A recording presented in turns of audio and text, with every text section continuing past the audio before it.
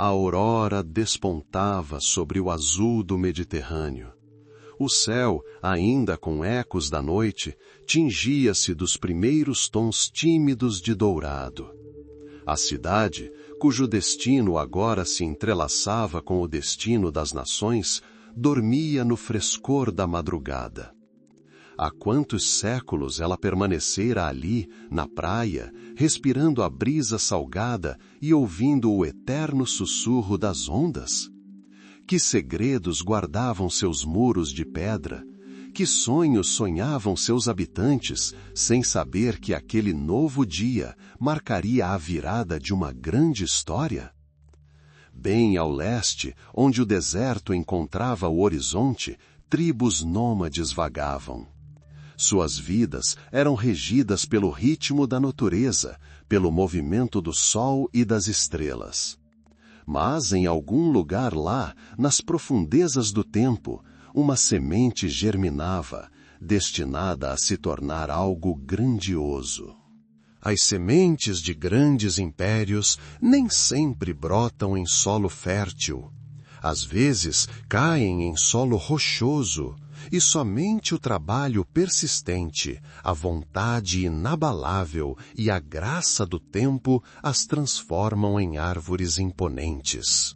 Ali, nesta encruzilhada do mundo, onde rotas comerciais se fundiam e culturas colidiam, uma nova ordem tomava forma. O ar estava impregnado dos aromas de especiarias, resinas e viagens distantes. Navios emergiam dos portos como pássaros abrindo suas asas, trazendo notícias de uma cidade que desafiava ousadamente a ordem estabelecida. Era uma época em que um novo poder emergia no horizonte, um poder nascido do mar e da engenhosidade humana. O mar, ilimitado e inconstante, testemunhou o nascimento desta potência marítima. Viu os primeiros barcos darem lugar a embarcações maiores.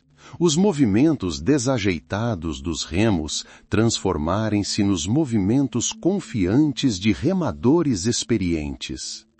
Ouviu os gritos das gaivotas, o som das ondas quebrando contra a costa, e as vozes dos homens discutindo mercadorias, rotas e terras distantes.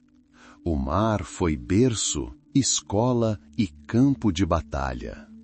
O sopro do tempo era sentido em cada pedra dos edifícios antigos, em cada sopro do vento, trazendo consigo ecos de eras passadas. Ali, neste pedaço de terra que se estendia em direção ao sol, a história se preparava para escrever um novo capítulo. Um capítulo sobre uma cidade que se tornou um império, sobre um povo que conquistou os mares, e sobre um destino forjado nas chamas ardentes da ambição e da aspiração. Era a hora do amanhecer, uma época em que as sombras do passado recuavam diante do dia que chegava. Uma época em que nascia um império marítimo, cujo nome ressoaria através dos tempos, inspirando admiração e reverência. A cidade costeira, envolta na névoa que antecede o amanhecer, preparava-se para revelar ao mundo seu poder, sua grandeza e sua história única. O sopro do mar, trazendo frescor e frescor, parecia preencher tudo ao redor. A cidade, como se despertasse de um longo sono, começava a ganhar vida. Os primeiros raios de sol deslizavam pelos telhados, refletiam-se nas janelas e iluminavam a superfície do porto. O burburinho da cidade aumentava, o ranger das rodas, as vozes dos mercadores, o bater dos martelos vindos das oficinas. O vento, brincando suavemente com as velas dos navios atracados, parecia incitá-los a novas conquistas. Naquela hora que antecede o amanhecer, quando o mundo ainda não havia despertado completamente, as bases do poder estavam sendo lançadas. Fios invisíveis de comércio se estendiam dali, através das águas salgadas, até praias distantes. A cidade, nascida de areia e pedra, tornava-se um centro de gravidade, o coração de uma nova civilização. Seus habitantes, descendentes de navegadores e comerciantes, fortaleciam sua influência a cada dia, expandindo as fronteiras do mundo conhecido. O mistério deste lugar residia em sua capacidade de atrair. Ofereceu oportunidades, inspirou heroísmo, desafiou. E as pessoas responderam. Vieram aqui para construir, comerciar, viver e conquistar. Seu trabalho, sua fé e sua perseverança moldaram a imagem desta potência marítima. A estepe, de onde vieram alguns de seus ancestrais, ficou para trás, uma vaga lembrança. A cidade, no entanto, voltou-se para o mar e encontrou sua verdadeira vocação. O mar tornou-se seu caminho, seu campo de batalha, seu ganha-pão. Deu força, exigiu respeito, abriu novos horizontes. Ali, nesta encruzilhada estratégica onde África, Europa e Ásia se encontravam, a vida pulsava. Cada dia trazia novas mercadorias, novas ideias, novos conhecimentos. O porto era mais do que apenas um local para atracar navios, mas um organismo vivo, um centro de atividades, onde negócios nasciam e morriam, onde destinos se entrelaçavam. O amanhecer no Mediterrâneo foi mais do que apenas a mudança do dia para a noite. Foi o alvorecer de uma nova era. Uma era em que o mar se tornou palco de grandes conquistas. Foi a época em que uma cidade, cujo nome ainda não havia sido escrito em letras douradas nos anais do mundo, iniciou sua ascensão ao ápice do poder. Uma época em que nasceu um império marítimo. O silêncio que precede a mudança envolve a cidade. O tempo parece parar, reunindo forças para uma nova onda. Mas então ele recomeça sua marcha rápida, arrastando tudo ao seu redor. A era de ouro de Cartago atingiu seu apogeu. No auge de seu poder, a cidade se espalhava como uma fera poderosa pronta para atacar. Seus portos fervilhavam de vida. Milhares de navios mercantes leves a formidáveis galés de guerra, balançavam nas ondas.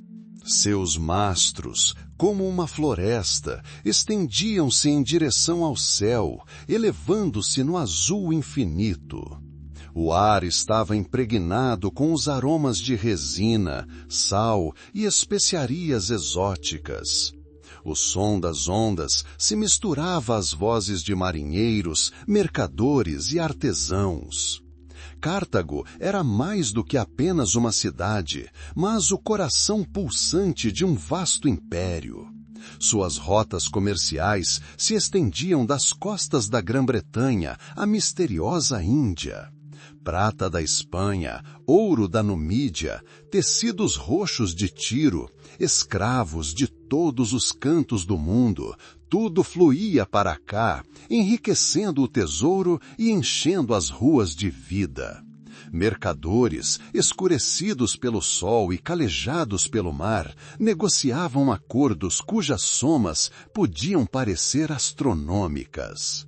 Seus discursos ressoavam em dezenas de idiomas, criando um coro polifônico que refletia a riqueza e a diversidade do mundo.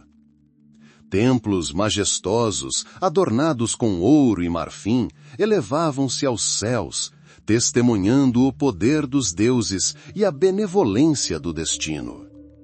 As praças estavam repletas de pessoas, aristocratas em roupas caras, artesãos em túnicas simples e escravos carregando fardos. Crianças corriam rindo, suas vozes perdidas no burburinho geral. A cidade respirava, vivia de acordo com suas próprias leis, as leis da prosperidade e da força.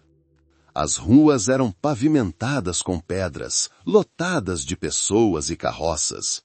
Casas, amontoadas umas nas outras, elevavam-se para o alto, criando um labirinto de sombras e manchas solares. Lá dentro, atrás de portas esculpidas, a vida privada fervilhava. Famílias se reuniam para refeições compartilhadas. Artesãos aprimoravam seus ofícios e pensadores mergulhavam no estudo de pergaminhos antigos. Cartago era uma cidade de contrastes. Ao lado de luxuosas vilas imersas em jardins verdejantes, erguiam-se as humildes moradias de cidadãos comuns. Mas mesmo nelas era possível sentir confiança no futuro, orgulho de sua cidade.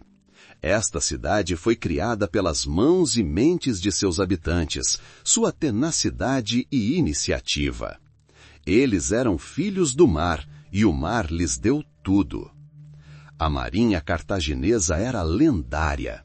Seus navios de guerra, com seus arietes afiados como navalhas, inspiravam medo nos inimigos. Os marinheiros cartagineses, ousados e experientes, não temiam tempestades nem águas desconhecidas.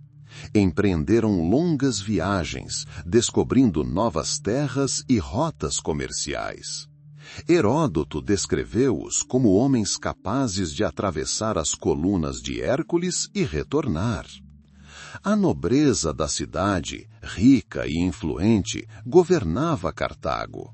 Suas decisões determinavam o destino de milhares. O Senado, onde os mais dignos se reuniam, discutia questões de guerra e paz, comércio e diplomacia.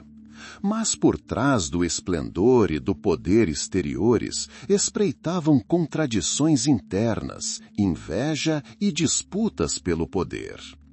O poder de Cartago não era sereno. Exigia vigilância constante, protegendo suas fronteiras e mantendo a ordem em suas numerosas colônias. Tropas estacionadas em pontos estratégicos serviam como escudo do império. Mercenários vindos de todo o mundo conhecido faziam parte dessa máquina militar, e sua lealdade dependia do ouro. Os sacerdotes cartagineses serviam aos seus deuses, oferecendo sacrifícios e realizando rituais ancestrais. Sua influência na vida da cidade era profunda. Eles eram os guardiões das tradições, intermediários entre o mundo dos homens e o mundo dos deuses. Seus templos, majestosos e misteriosos, eram centros de vida espiritual. Animais exóticos trazidos de terras distantes, elefantes, macacos, papagaios, podiam ser vistos nas ruas. Isso evidenciava a riqueza e a amplitude das relações comerciais. A cidade era um caldeirão de culturas, onde costumes, línguas e crenças se misturavam. Mas mesmo nesta era de ouro, quando Cartago parecia inabalável, uma premonição de mudança pairava no ar. No horizonte, do outro lado do Mediterrâneo, um novo protagonista ganhava força. Uma cidade cuja história estava por vir. Uma cidade cujo destino estava inextricavelmente ligado ao de Cartago. O tempo fluiu como areia por entre os dedos. Parecia que esta era de ouro duraria para sempre. Mas a história raramente concede eternidade. Ela apenas permite saborear o momento, antes de desafiá-lo. O vento, trazendo os aromas do mar e de terras distantes, enchia meus pulmões. O sol, banhando a cidade com uma luz dourada, iluminava sua grandiosidade. Passos ecoavam pelas ruas de paralelepípedos, um lembrete de força e vida. Cartago, no auge de seu poder, era uma visão digna de admiração. Mas em algum lugar lá fora, além da cortina azul do mar, algo se formava que mudaria para sempre o mapa do mundo. E o silêncio que agora se aprofundava não era apenas paz, mas o prenúncio de uma tempestade que se aproximava. Um novo capítulo no mundo antigo se abre diante de nós. O caminho para a grandeza, comércio, expansão e influência. Um vento carregado de sal e aroma de viagens distantes agitava as velas.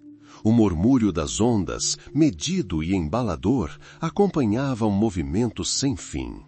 Cartago, esta resplandecente cidade na costa norte da África, era o coração de um vasto império comercial. Seus navios, elegantes e velozes, navegavam pelas águas de todo o Mediterrâneo, transportando as riquezas do Oriente e do Ocidente. Desde a sua fundação, no século IX a.C., Cartago foi uma cidade de navegadores e mercadores. Os colonos fenícios, trazendo consigo os segredos da construção naval e da navegação, lançaram as bases para sua futura grandeza. Eles escolheram este litoral por um motivo.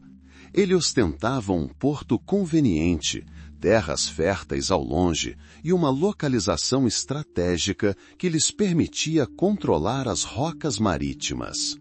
O caminho para a grandeza passava pelo comércio.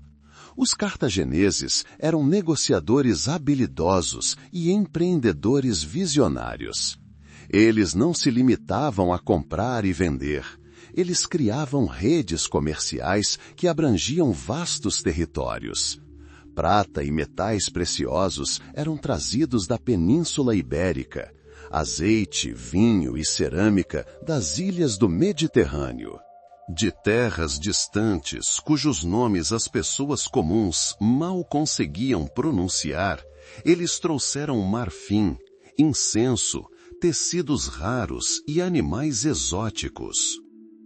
A agitação dos mercados de Cartago era como uma sinfonia. As vozes dos mercadores, o riso das crianças, o burburinho da multidão, os sons dos artesãos, tudo se misturava em uma única melodia de prosperidade. Pessoas de todas as raças e línguas podiam ser encontradas aqui. Luvianos, ibéricos, gregos, egípcios, todos vinham a Cartago atraídos por sua riqueza e oportunidades. A cidade não era apenas um centro comercial, mas também um lugar de troca de ideias, culturas e conhecimento. A expansão foi uma extensão natural da atividade comercial. Para proteger suas rotas comerciais e colônias, os cartagineses expandiram sua influência. Fundaram novas cidades e assentamentos nas costas do norte da África, Sicília, Sardenha e Córcega. Essas colônias serviram não apenas como postos avançados de comércio, mas também como fontes de recursos e mão de obra. O poderio militar de Cartago, embora menos conhecido do que seus sucessos comerciais, era considerável. Seu exército mercenário, composto por guerreiros de várias nações, era bem treinado e disciplinado, e sua marinha, com centenas de navios, dominava os mares. A influência de Cartago estendeu-se muito além de suas fronteiras. Sua língua púnica era falada em muitos portos, e suas leis e costumes foram adotados por outros povos. Mercadores e mercenários cartagineses deixaram sua marca na cultura e na economia de muitas regiões. Eles introduziram novas tecnologias, novas culturas agrícolas e novas formas de organização social. Mas o comércio e a expansão também carregavam consigo as sementes de conflitos futuros. O controle sobre territórios estrategicamente importantes, como a Sicília, tornou-se fonte de rivalidade. Os ricos recursos das ilhas atraíam a atenção não apenas de Cartago, mas também de outros estados poderosos. E um desses estados, jovem e ambicioso, já ganhava força do outro lado do mar. O tempo passou e a cada década, Cartago se tornava cada vez mais poderosa. Sua influência crescia como uma maré, abrangendo novas terras. Parecia que aquela era de ouro duraria para sempre, que sua riqueza e poder eram inesgotáveis. Caravanas comerciais continuavam a chegar carregadas de mercadorias, e navios partiam em novas viagens. A vida na cidade fluía tranquilamente, repleta da agitação dos negócios e da celebração. Mas a história, como um mar inconstante, abomina a estagnação. Mesmo no dia mais calmo, quando o sol acaricia a superfície da água, em algum lugar muito além do horizonte, as nuvens já se acumulam. Uma tensão invisível pairava no ar, uma premonição das provações que viriam. E embora os habitantes de Cartago, absortos em seus próprios assuntos, pudessem não perceber, o destino estava preparando para eles um encontro com uma força como nunca haviam conhecido antes. A voz do vento, carregando o sussurro dos séculos, nos lembra que mesmo o maior poder pode ser testado. O caminho para a grandeza foi longo e difícil, mas abriu caminho para novas eras e novas civilizações. Cartago, uma cidade construída com base no comércio e na expansão, deixou uma marca indelével na história do Mediterrâneo, tornando-se um testemunho vivo da força do espírito humano e do desejo de desenvolvimento.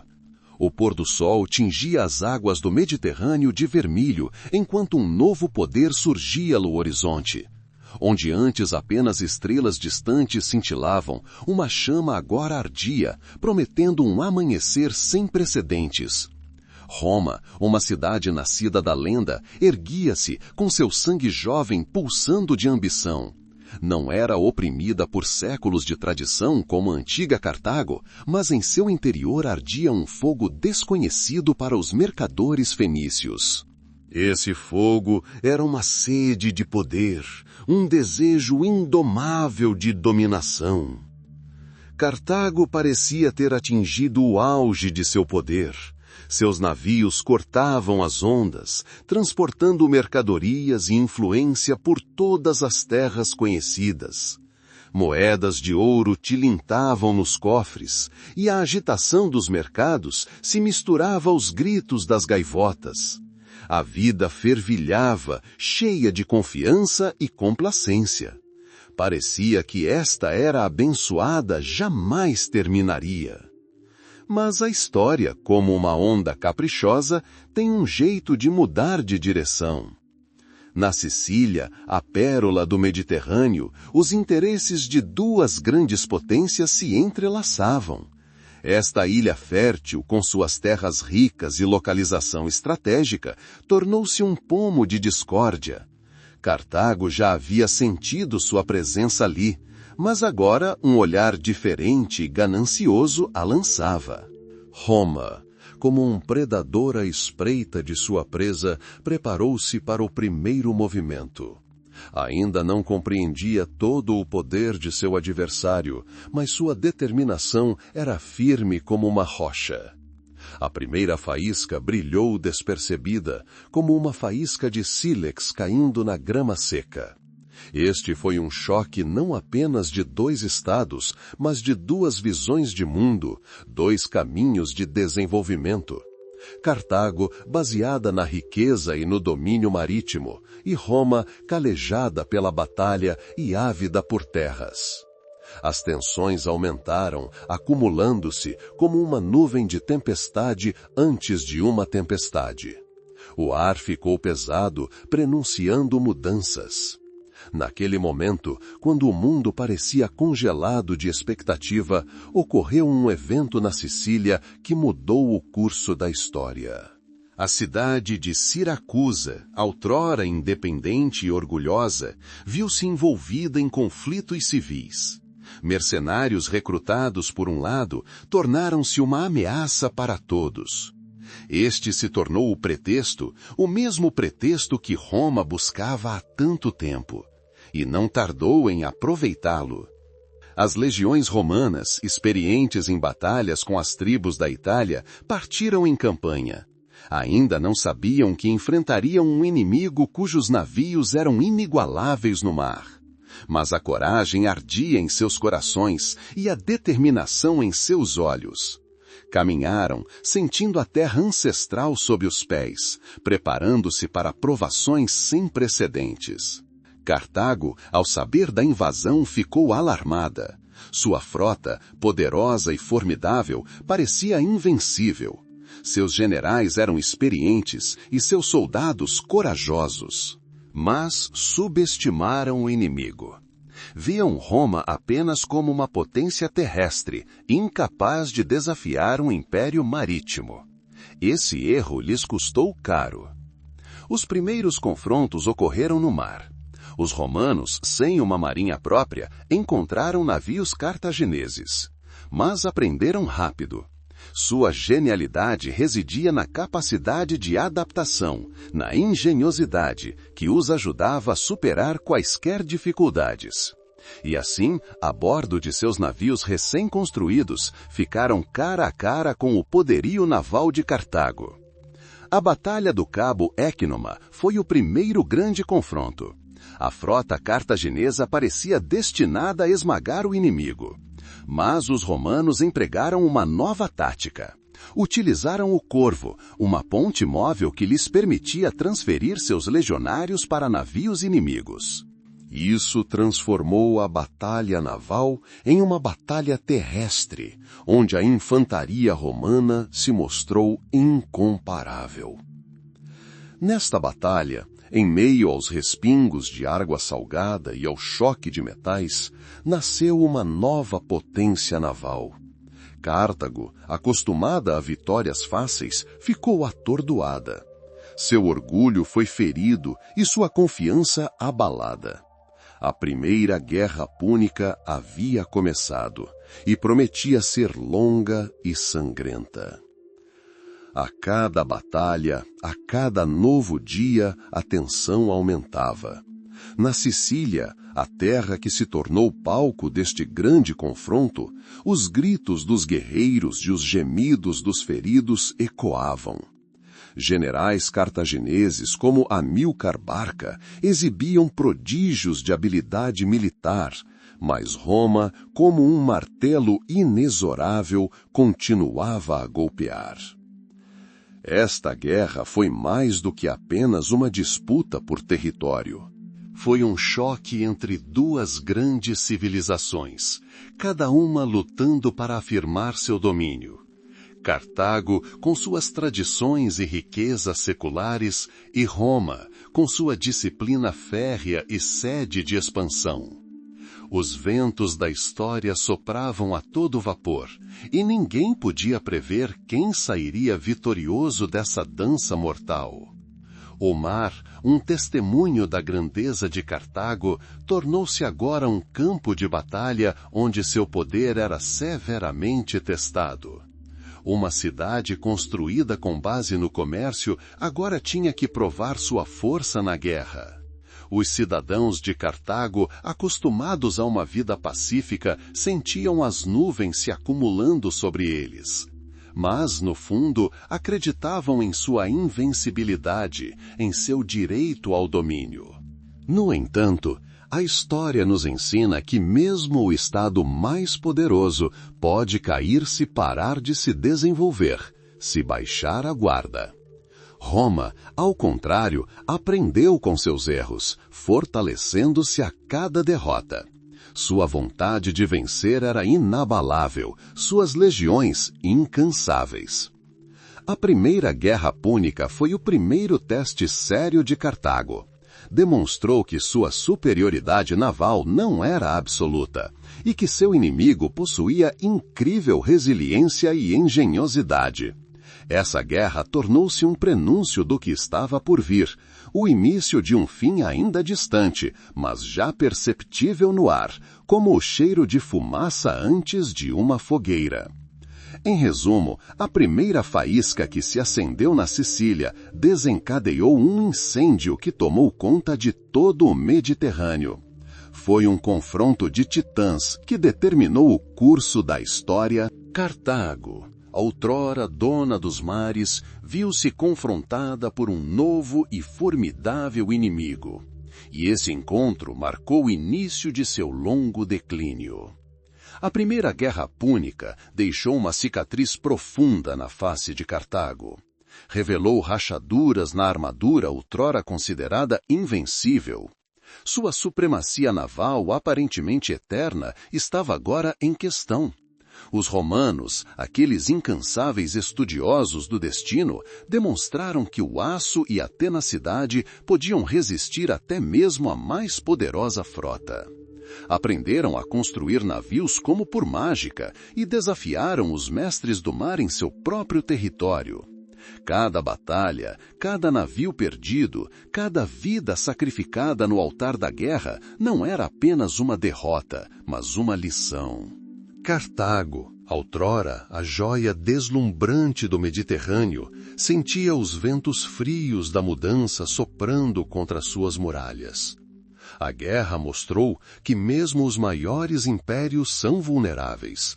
Cartago, cuja força se baseava no mar e no comércio, enfrentou um inimigo cujo poder provinha da terra e do povo.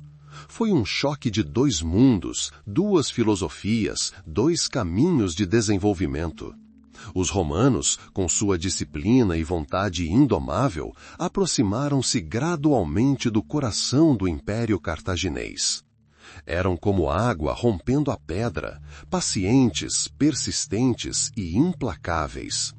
Os generais cartagineses, acostumados a vitórias brilhantes, depararam-se com uma nova realidade, onde cada manobra exigia não apenas astúcia, mas também uma coragem incrível. Os generais cartagineses, acostumados a vitórias brilhantes, depararam-se com uma nova realidade, onde cada manobra exigia não apenas astúcia, mas também uma coragem incrível.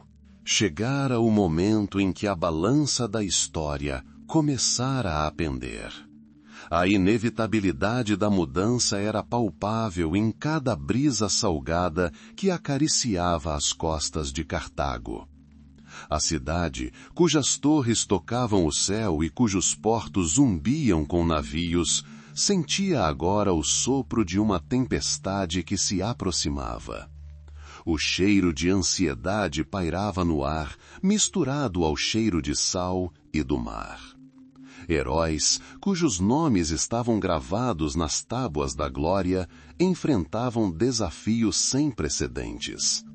Eles personificavam o espírito de seu povo, bravos guerreiros e governantes sábios, mas até eles viriam a entender que até os mais fortes podem ser derrotados. A Batalha da Sicília foi o primeiro ato deste grande drama. Cada ilha, cada cidade, cada centímetro de terra tornou-se um campo de batalha. Os comandantes navais cartagineses, outrora senhores indiscutíveis dos mares, agora lutavam por cada metro quadrado de água.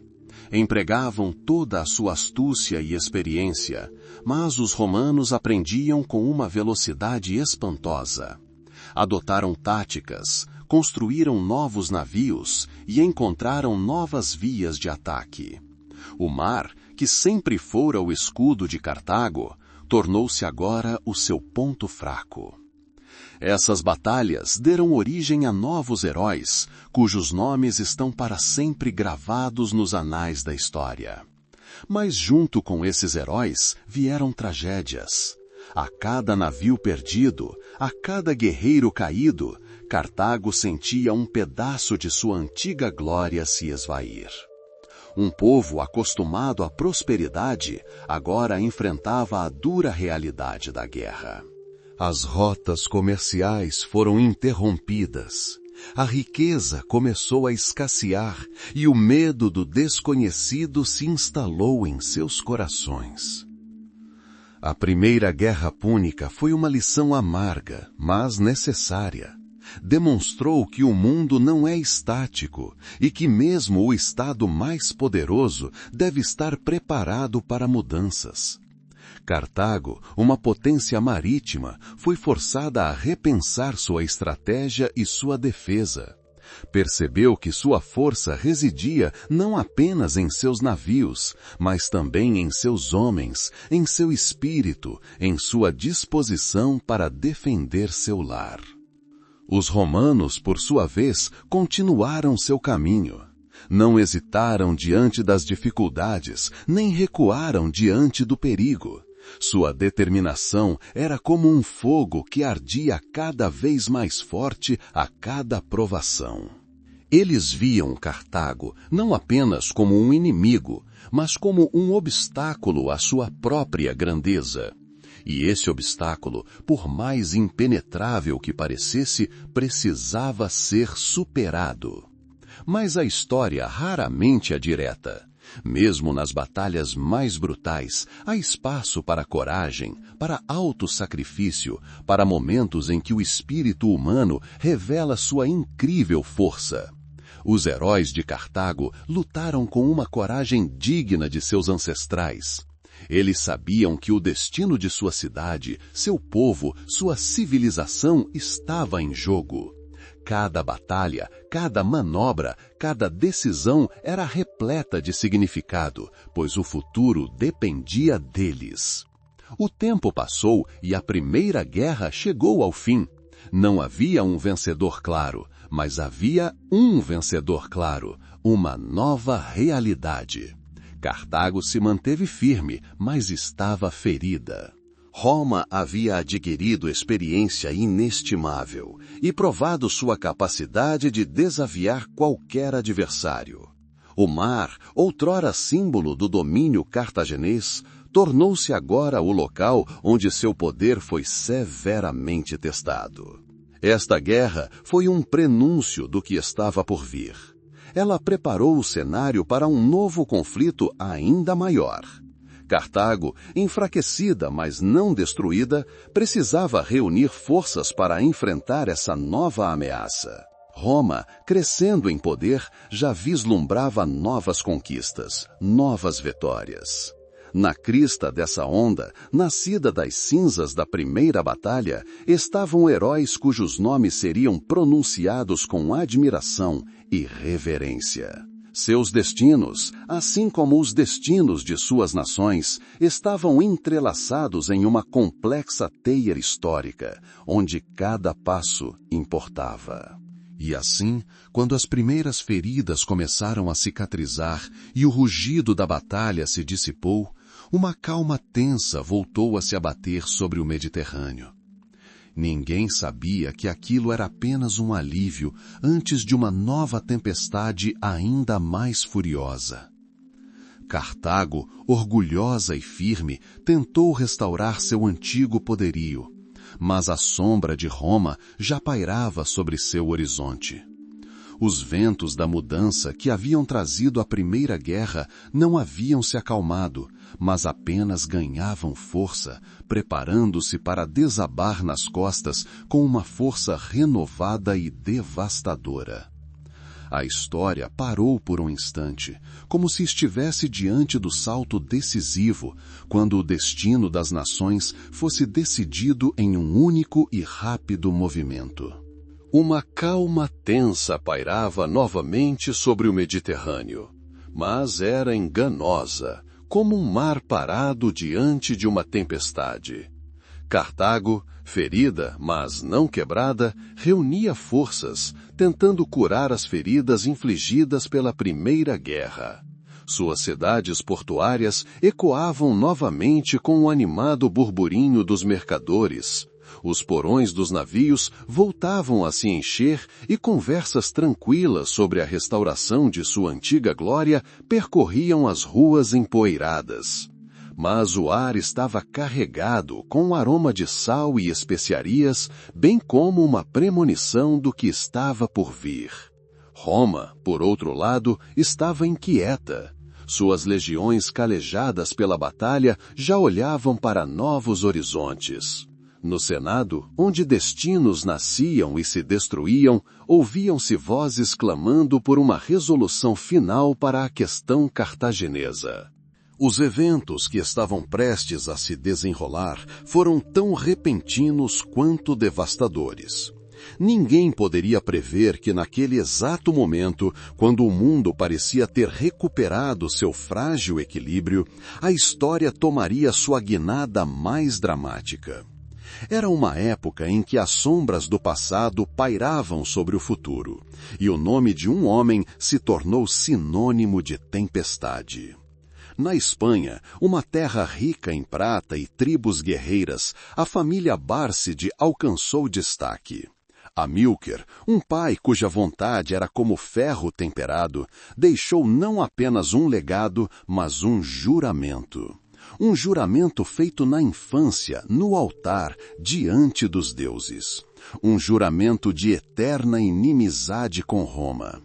Seu filho Aníbal absorveu esse ódio com o leite materno. Tornou-se parte de seu sangue, de sua respiração, de seu próprio ser. Aníbal Barcidos. Um nome que logo seria pronunciado com admiração e horror. Ele não era um comandante comum. Era um gênio estratégico, um estrategista cujas decisões estavam à frente de seu tempo. Sua mente era afiada como uma lâmina e seu espírito inflexível. Cresceu entre guerreiros, aprendeu com os melhores, absorveu a sabedoria dos antigos e a paixão da juventude. Seus olhos viam a batalha, suas mãos seguravam uma espada e seu coração ardia em sede de vingança. O tempo passou, e Roma, preocupada com seus assuntos internos e sua expansão na Península Itálica, parecia ter esquecido a ameaça cartaginesa. Mas isso era uma ilusão. Aníbal não havia esquecido. Ele estava preparando seu próprio plano, um plano que abalaria o mundo. Ele via Roma não apenas como um inimigo, mas como um monstro que precisava ser detido antes que devorasse tudo. Vamos para a Espanha, para o coração do domínio cartaginês. O ar ali estava impregnado do aroma de pinho e da antecipação da mudança. Aníbal, não mais um jovem, mas um homem maduro, estava em uma colina, contemplando as terras abaixo. Seu exército estava pronto, não apenas pronto, era a personificação de sua vontade. Não eram apenas soldados, mas pessoas unidas pela fé em seu líder. Havia os ibéricos, com sua coragem selvagem e lanças afiadas. Havia os cavaleiros númidas, cujos cavalos nunca se cansavam e cujas flechas voavam como falcões. Havia mercenários de todos os cantos do mundo, cada um com sua própria língua, mas com um objetivo: seguir Aníbal. E claro, havia os guerreiros cartagineses, leais à sua cidade e ao seu general. E assim, numa noite tranquila, quando as estrelas começavam a brilhar no céu aveludado, Aníbal tomou uma decisão. Uma decisão que mudaria o curso da história. Ele sabia que um ataque direto a Roma pelo mar, como fizera da última vez, seria mal sucedido. Roma era forte demais no mar. Mas e se ele a flanqueasse? E se atacasse de uma direção inesperada? O plano era ousado, quase insano.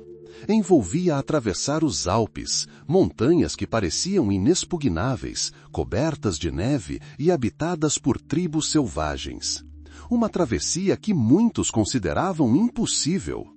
Mas Aníbal não a viu como um obstáculo, mas como uma oportunidade. Uma oportunidade para pegar o inimigo desprevenido. O som do mar no porto de Cartago deu lugar ao som de botas marchando. O aroma de especiarias deu lugar ao cheiro de metal e couro. O exército de Aníbal marchou para o norte. Era o início de uma grande campanha. Cada passo, cada batida do coração fazia parte de um plano cuidadosamente elaborado. O primeiro ato de Aníbal foi voltar sua atenção para Sagunto. A cidade, sob proteção romana, tornou-se a faísca que acendeu a chama. O cerco de Sagunto foi longo e sangrento. Mas quando a cidade caiu, não foi apenas uma vitória, mas uma declaração de guerra. Roma não podia ignorar esse desafio. O Senado em Roma estava em alvoroço. As notícias da queda de Sagunto e da aproximação do exército cartaginês vindo do norte provocavam raiva e perplexidade. Como ousava esse bárbaro, esse filho de Amílcar, marchar sobre Roma? Como ousava invadir a Itália? Parecia impossível. Mas Aníbal estava vivo e seu exército era real. A Segunda Guerra Púnica havia começado. Era uma guerra diferente da primeira. Se a primeira foi uma luta pela supremacia naval, a segunda foi uma luta pela sobrevivência, pelo direito de existir. Era uma guerra que decidiria o destino não apenas de Cartago e Roma, mas de todo o Mediterrâneo. Aníbal, cheio de determinação, liderou seu exército para a Espanha e depois avançou para o norte, em direção a terras desconhecidas. Seu objetivo era a Itália. Ele queria não apenas derrotar Roma, mas também quebrar seu espírito, para mostrar aos romanos que seu poder não era ilimitado. A travessia dos Pirineus foi o primeiro teste. Ventos frios, trilhas nas montanhas, tribos hostis. Mas o exército de Aníbal, experiente em batalha, seguiu em frente. Cada dia trazia novas dificuldades, mas também novas vitórias. O general cartaginês sabia como inspirar seus soldados. Ele não era apenas um comandante, mas um símbolo para eles. E então vieram os Alpes. Essas montanhas majestosas, cobertas de neve eterna, pareciam um obstáculo intransponível. Mas Aníbal, usando todo o seu conhecimento e astúcia, liderou seu exército através das passagens. Elefantes, exóticos para aquelas regiões, caminhavam ao lado dos legionários. O ar tornou-se rarefeito, o frio penetrante até os ossos. Houve perdas, houve sofrimento, mas o exército de Aníbal, passo a passo, superou as montanhas. E assim, quando parecia que sua força estava minguando, quando cada passo era uma luta, o exército de Aníbal alcançou o cume. A Itália se estendia diante deles, uma terra verde e fértil sobre a qual Roma reinara suprema. Mas agora, esta terra aguardava uma nova força, uma nova ameaça. Aníbal desceu das montanhas como uma tempestade vinda de um céu claro. Os romanos ficaram atônitos. Esperavam uma guerra no mar ou em fronteiras distantes, mas não uma invasão do próprio coração de seus domínios. Era algo inédito. Os confrontos iniciais na Itália revelaram que Aníbal era mais do que apenas um inimigo. Ele era um desastre natural. No rio Ticino e depois no rio Trébia, as legiões romanas sofreram derrotas esmagadoras. O comandante cartaginês demonstrou suas táticas superiores, sua capacidade de explorar o terreno e sua compreensão da psicologia inimiga. Notícias das vitórias de Aníbal se espalharam por toda a Itália, semeando medo e dúvida. Algumas tribos italianas, insatisfeitas com o domínio romano, começaram a se juntar a ele. A águia cartaginesa parecia pairar sobre a Península Itálica, anunciando o fim do domínio romano. Mas Roma era Roma, não se rendeu. Apesar das derrotas, apesar das perdas, o espírito romano permaneceu inquebrável. Nesta cidade onde nasceram lendas, havia pessoas prontas para lutar até o fim. Assim, começou uma grande luta que determinaria o destino do Mediterrâneo pelos séculos seguintes. Aníbal, pairando como uma sombra sobre a Itália, estava pronto para desafiar a própria Roma. Era uma época em que a história parava, aguardando seu próximo movimento. Uma época em que um homem, guiado por seu juramento e seu gênio, tornou-se o terror do maior império de seu tempo. O silêncio precede a mudança, e o tempo começa a fluir mais rápido novamente. Um caminho através do fogo, a marcha de Aníbal para a Itália. O sol dourava os picos dos Alpes, mas para o exército de Aníbal era apenas um calor de despedida. Abaixo, envolta em névoa, estendia-se a terra sonhada por gerações de guerreiros cartagineses. A Itália. O coração de Roma, seu celeiro, seu orgulho. E agora estava prestes a experimentar o gosto do medo. Cada degrau era um passo rumo ao desconhecido. Cada sopro de ar da montanha saturado com a antecipação da batalha. Os soldados marchavam, suas sandálias escorregando no cascalho, seus escudos refletindo a luz pálida. Atrás deles estendiam-se os desfiladeiros, ventos gelados e morte certa. À frente, a esperança e a promessa de triunfo. As primeiras cidades que encontraram pareciam adormecidas. Suas muralhas preservavam uma paz prestes a ser destruída. Quando os guerreiros cartagineses adentraram suas ruas, o ar se encheu de sussurros, medo e perplexidade.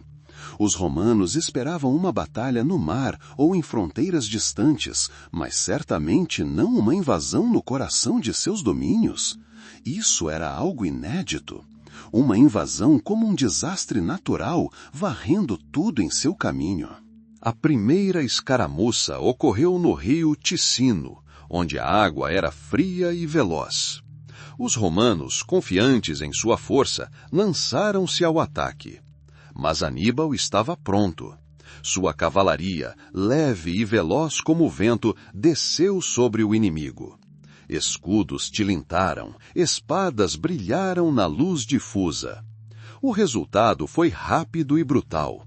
As legiões romanas, acostumadas a um tipo diferente de combate, viram-se em desordem. A notícia de sua primeira vitória espalhou-se pelo vale como uma faísca incendiando grama seca. Então veio o rio Trébia.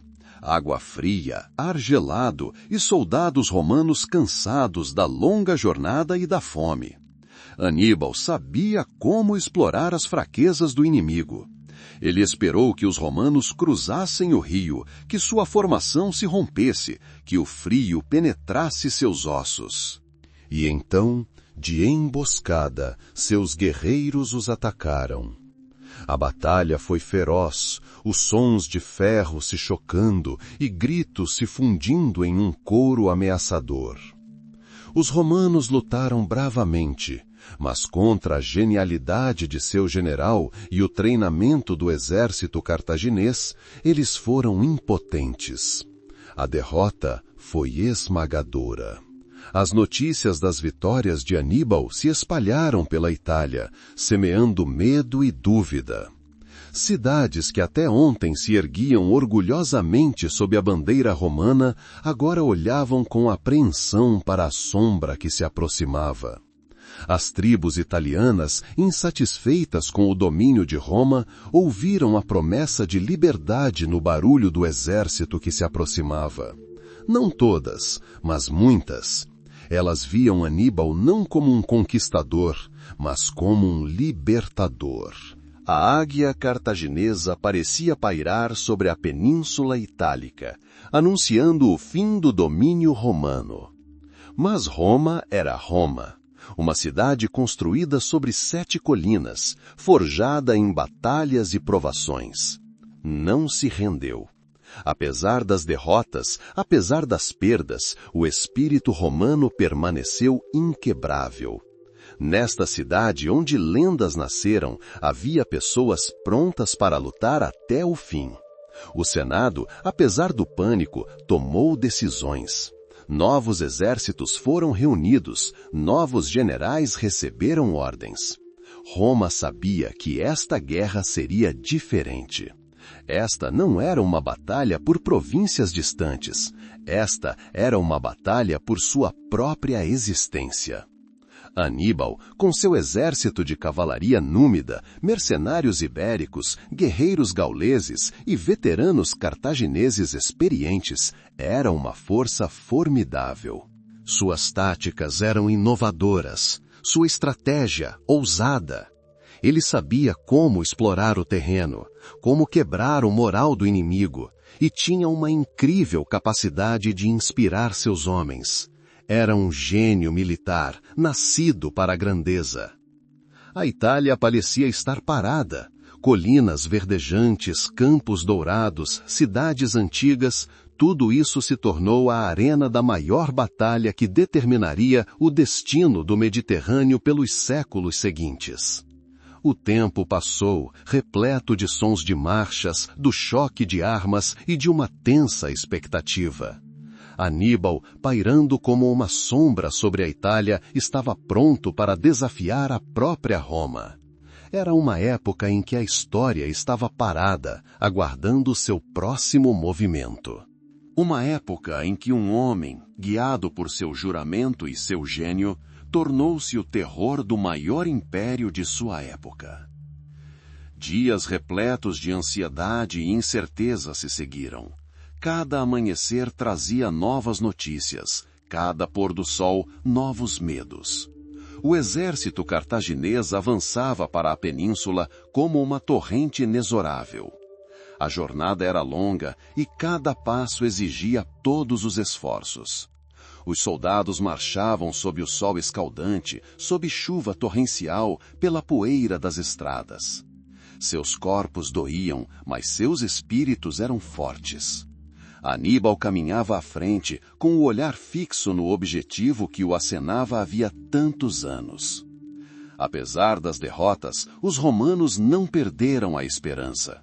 Reuniram suas forças e buscaram novas vias de resistência. Mas o medo semeado por Aníbal penetrou até o coração de Roma. Rumores sobre sua invencibilidade, sua astúcia e sua crueldade se espalharam com incrível velocidade. Cidades que antes haviam sido aliadas leais de Roma, agora vacilavam. Sua lealdade foi testada. Alguns, vendo os sucessos de Aníbal, decidiram trair. Outros, temendo represálias, permaneceram leais, mas com apreensão em seus corações. O verão se aproximava, quente e abafado. O chão sob os pés dos guerreiros esquentava. A água nos rios escasseava. Doenças começaram a dizimar os soldados. Mas Aníbal não parou. Ele sabia que cada dia de atraso dava tempo para Roma se recuperar.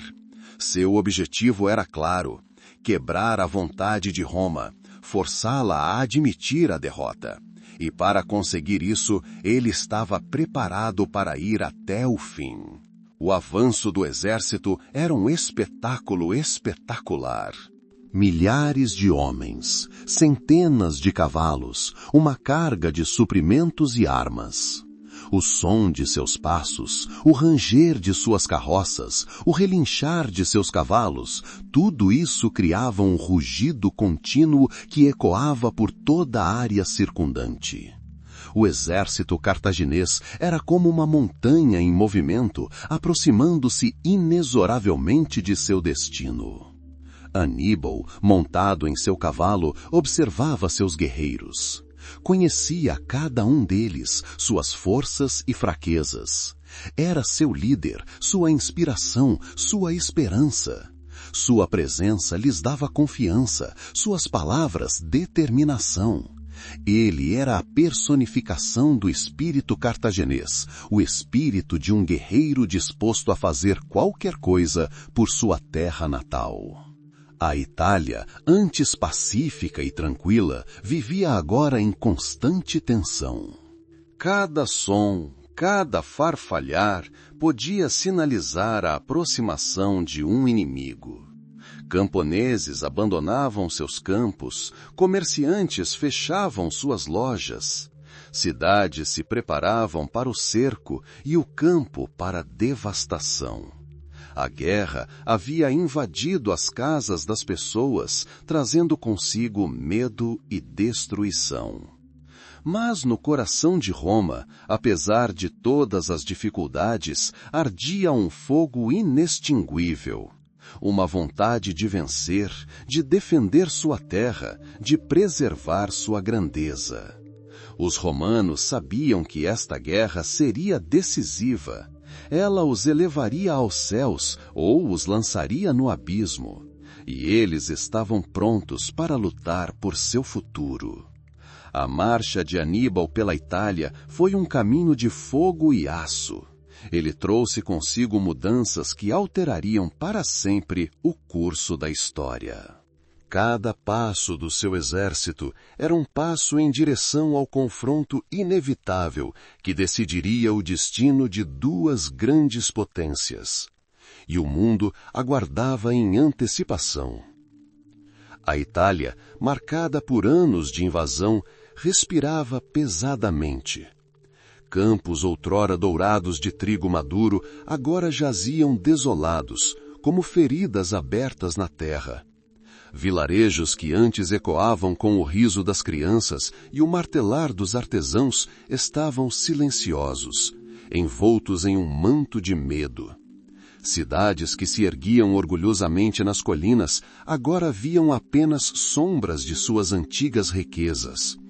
O próprio ar parecia impregnado com o cheiro de queimado e ferro, e cada farfalhar do vento trazia consigo os ecos de batalhas distantes. Roma, porém, não se curvou. Dentro de suas muralhas de pedra, no coração de seus cidadãos, ardia um fogo inextinguível.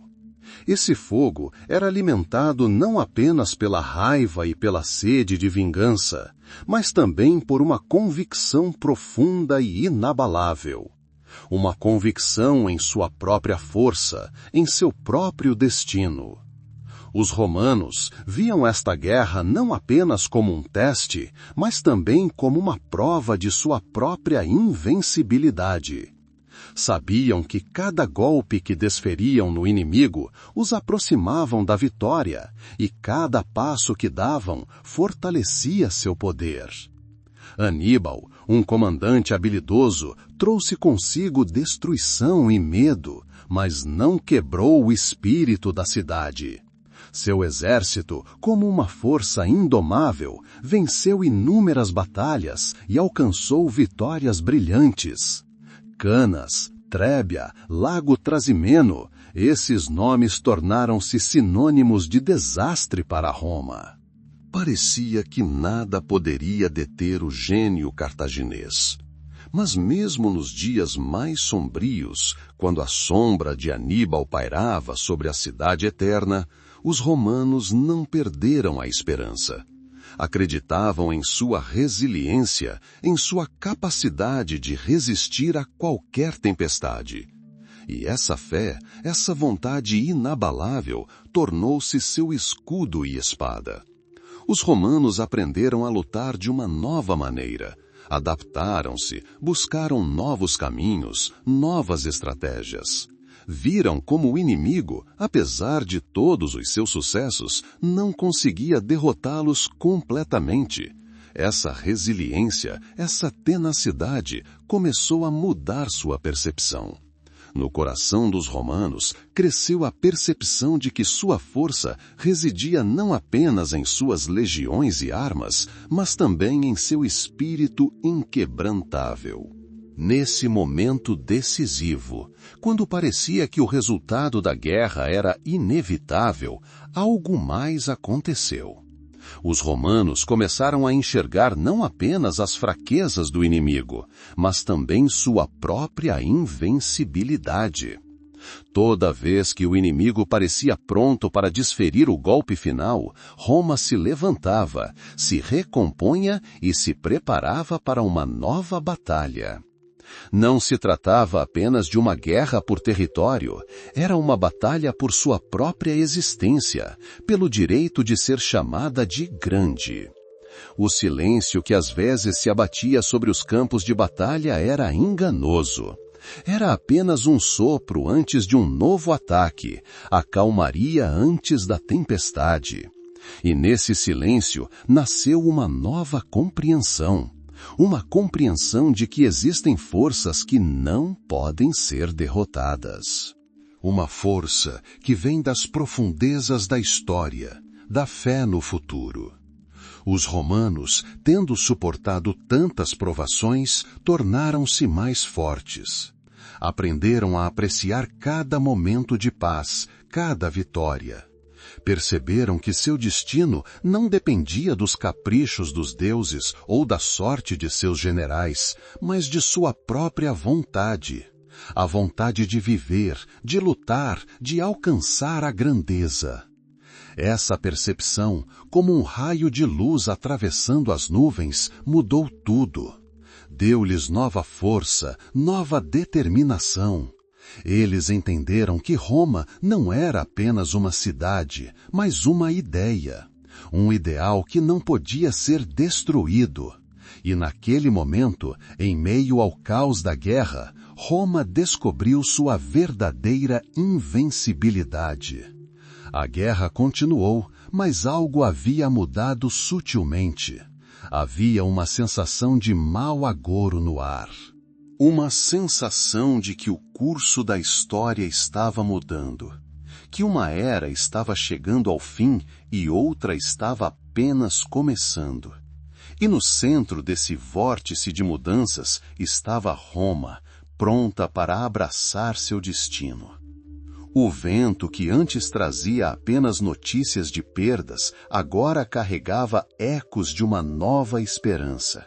Esperança de que, mesmo depois da noite mais escura, o amanhecer chegasse. E esse amanhecer, nascido das cinzas da guerra, prometia a Roma uma nova era. Uma era em que seu nome ressoaria para sempre.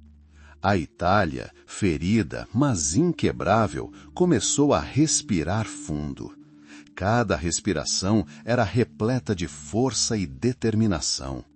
Os romanos, forjados no cadinho da batalha, agora olhavam para o futuro com confiança.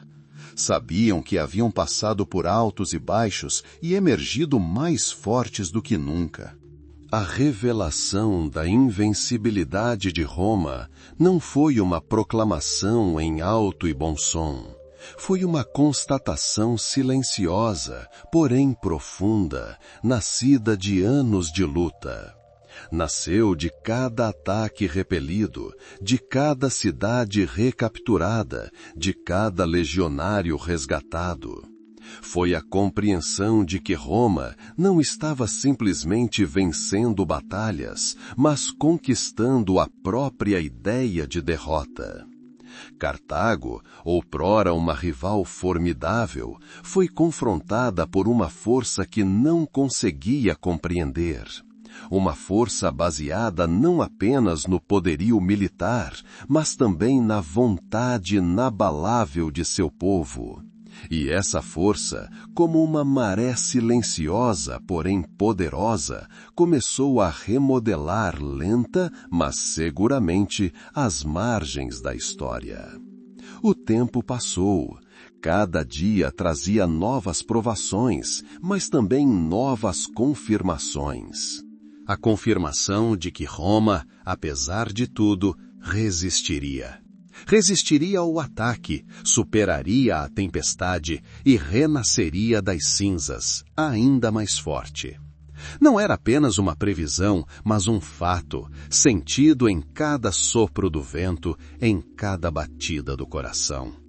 A revelação da invencibilidade de Roma marcou o início de uma nova era. Uma era em que o medo do inimigo deu lugar à autoconfiança.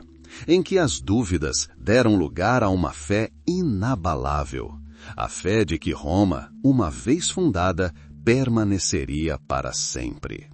A Itália, que recentemente gemia sob o peso da guerra, começou a sentir o suave sopro da mudança. O ar ficou mais claro e as sombras recuaram. Em algum lugar ao longe, além do horizonte, os primeiros raios de um novo dia já eram visíveis. Um dia que pertencia a Roma. O destino pareceu parar por um instante, observando essa transformação. Era como se o próprio mundo prendesse a respiração, antecipando a grandeza iminente. Afinal, quando tal força desperta, não pode ser detida. Ela apenas se fortalece, preparando-se para mudar tudo. Este ponto de virada, quando o inimigo já estava próximo da vitória e Roma parecia à beira do colapso, tornou-se um momento de verdadeira revelação. Uma revelação de que a verdadeira força não reside nas conquistas, mas na perseverança. Não no poder das armas, mas na coragem. E Roma, tendo passado pelo crisol das provações, encontrou essa força. Tornou-se invencível. A mudança de era se aproxima como um sopro de vento através da estepe. O declínio do poder, exaustão e perda de controle. Sombras se acumulavam sobre Cartago. Não aquelas nascidas do sol poente, mas aquelas que brotavam de dentro, da própria essência do Estado. Após décadas, até mesmo séculos, de intensas lutas, vitórias e derrotas, o império sentia fadiga.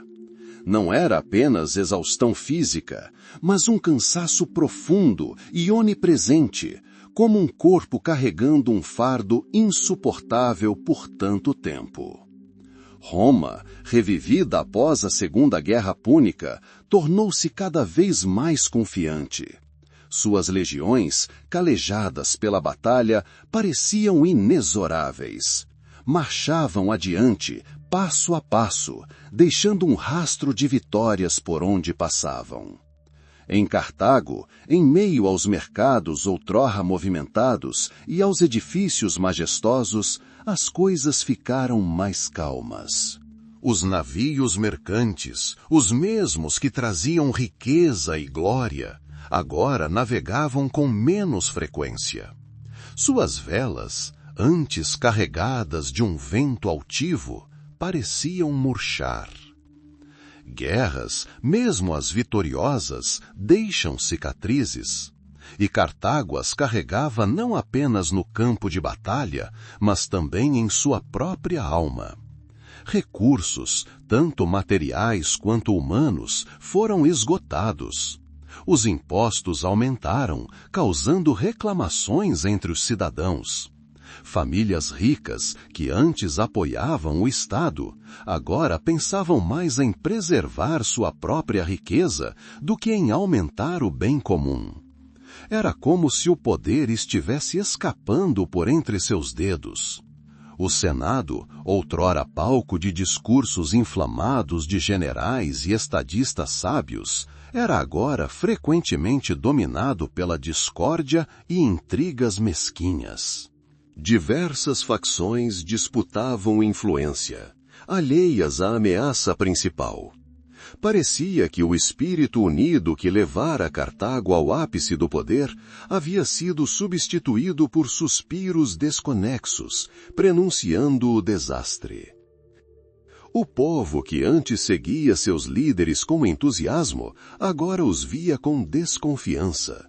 O cansaço da guerra constante, dos sacrifícios, da incerteza do futuro, tudo isso se acumulava como água da chuva no leito seco de um rio. Havia menos procissões festivas nas ruas, menos gritos altos. Conversas tranquilas, carregadas de ansiedade, começaram a se instalar. O mar, que sempre fora o berço do poder cartaginês, também passava por mudanças. A pirataria, antes reprimida pela marinha cartaginesa, ganhava força. As rotas comerciais se tornavam mais perigosas. Até mesmo as frotas outrora formidáveis, que aterrorizavam seus inimigos, pareciam agora menos numerosas e seus navios menos bem conservados. Na própria cidade, em meio aos templos e casas majestosas, uma sensação de estagnação se instalou.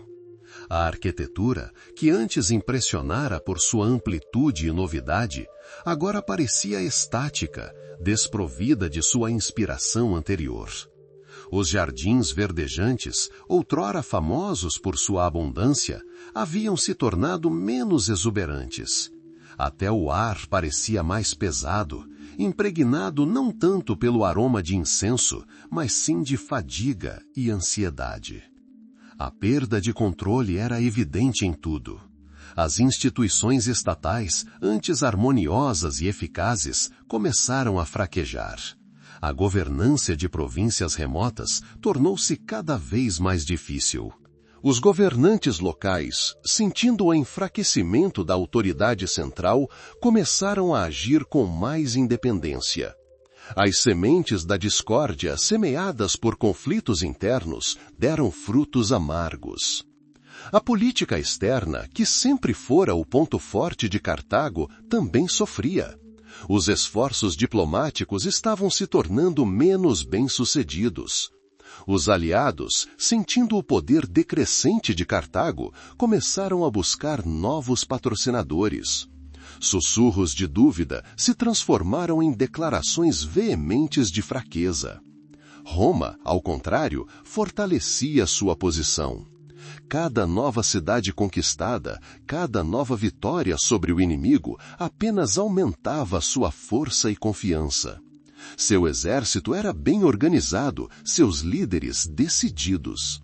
A política externa de Roma era proposital e consistente. Explorava habilmente as fraquezas de seus inimigos, fortalecendo sua própria posição. A comparação entre as duas potências tornou-se cada vez mais clara. Cartago, outrora um formidável Leviatã, parecia afundar lentamente no abismo, exausta pela luta. Roma, como uma jovem e enérgica guerreira, ganhava força, pronta para novas conquistas. Essa perda de controle não foi repentina. Acumulou-se gradualmente, como poeira em pergaminhos esquecidos. Cada pequeno erro de cálculo, cada questão não resolvida, cada concessão feita por medo ou fraqueza, contribuiu para o declínio geral. Cartago, outrora símbolo de grandeza e riqueza, agora se assemelhava a um velho guerreiro, que apesar de sua antiga glória, sentia suas forças se esvaírem. Ele ainda era poderoso, mas não mais invulnerável. Seus olhos, se pudessem ser vistos, demonstravam cansaço, não determinação. E esse esgotamento, essa lenta, mas constante perda de controle, prenunciava as provações que viriam. O tempo, que antes parecia interminável, agora se enrolava como uma mola, preparando-se para uma libertação repentina. O mundo que antes tremera diante do poder de Cartago, agora observava seu declínio com silenciosa curiosidade. Uma premonição de mudança pairava no ar. O vento que outrora agitava as velas da vitória, agora trazia consigo o prenúncio de uma tempestade. O sopro do tempo se aprofundava e as sombras se alongavam. Um novo capítulo se iniciava, escrito não pela mão do destino, mas pela mão da fraqueza e do cansaço. E este não era simplesmente o fim de uma era, mas o lento, porém inevitável, declínio de uma grande cidade. Uma mudança de era se aproximava, como um sopro de vento atravessando a estepe. Cartago, exausta por 2 confrontos monumentais, encontrava-se em profundo declínio. Suas frotas outrora poderosas estavam destruídas. Seus exércitos haviam sofrido perdas irreparáveis. A cidade, cuja riqueza se baseara no comércio marítimo, viu-se isolada de suas rotas tradicionais. Uma sensação de paz frágil pairava no ar, mantida unida pela pura força da vontade romana. Os romanos, por outro lado, emergiram do conflito fortalecidos e confiantes em sua superioridade. Viam Cartago não apenas como uma adversária, mas como uma ameaça que precisava ser eliminada de uma vez por todas. A agitação crescia no Senado romano. Cada sussurro, cada rumor sobre o ressurgimento de Cartago era percebido como um novo perigo. As palavras de Catão, o Velho, pronunciadas ao final de cada um de seus discursos, soavam como uma sentença inexorável. Cartago deve ser destruída. Não se tratava de mera retórica política.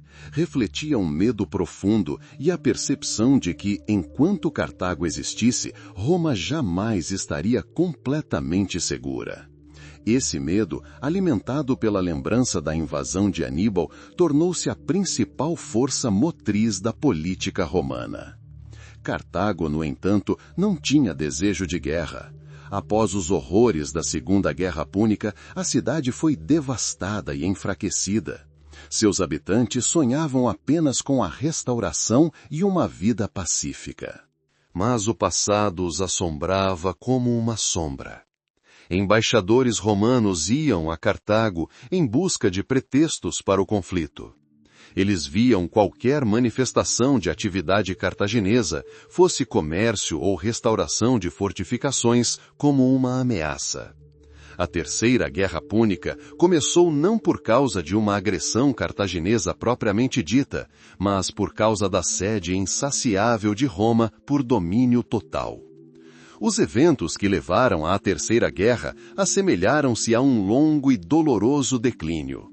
Em 151 a.C., quando Cartago parecia ter recuperado alguma estabilidade, os romanos encontraram uma desculpa. O rei Númida Massinissa, aliado de longa data de Roma, lançou uma invasão ao território cartaginês.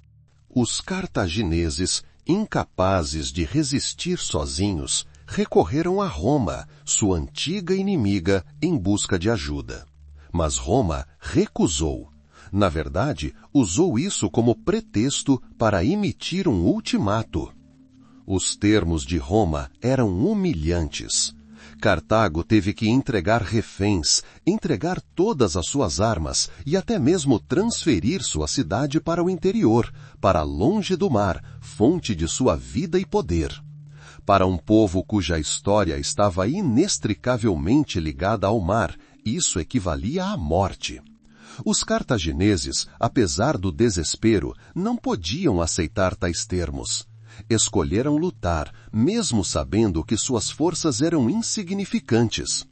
Esta foi a última e desesperada resistência de um gigante moribundo. Quando as tropas romanas desembarcaram na costa africana, Cartago estava pronta para se defender.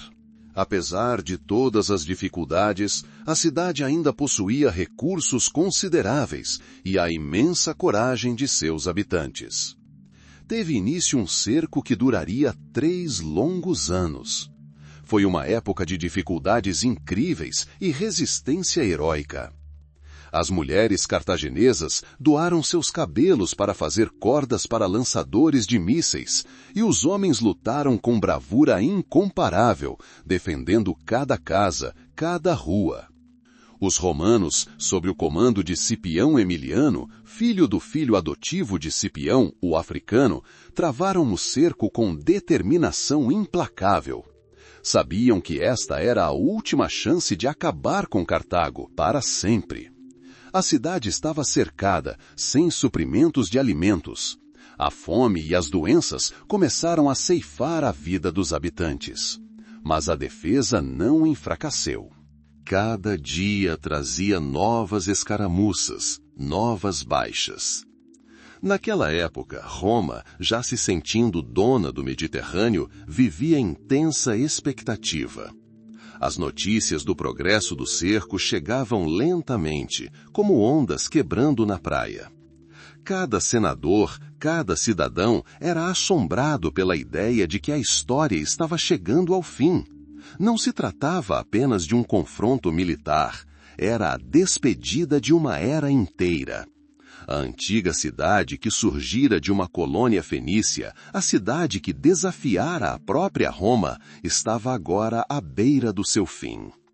Os romanos fortificaram incansavelmente suas posições, construíram máquinas de cerco e reprimiram qualquer tentativa de avanço.